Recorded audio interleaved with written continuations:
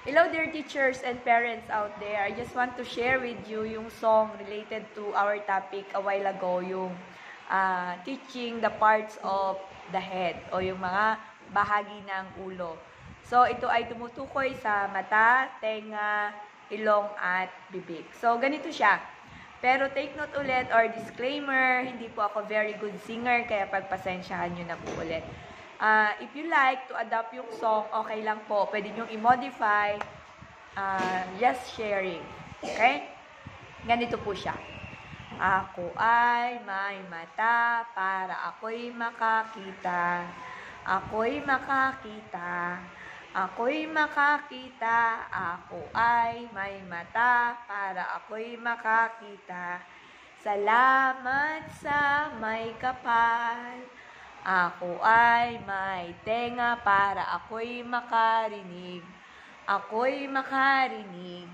Ako'y makarinig. Ako ay may tenga para ako'y makarinig. Salamat sa may kapal. Ako ay may ilong para ako'y makaamoy. Ako'y makaamoy. Ako'y makaamoy. Ako ay may ilong para ako'y makaamoy. Salamat sa may kapal.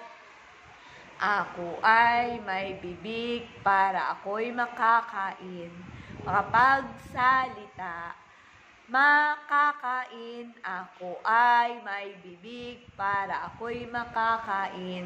Salamat sa may kapal. Yun guys.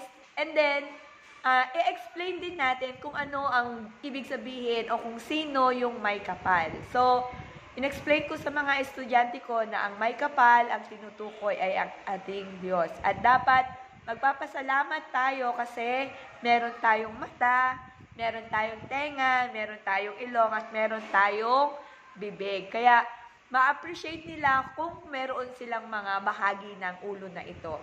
And then, sinabay ko na din na dapat nilang pangalagaan kasi mahirap kung wala tayong mga bahaging ito sa ating ulo.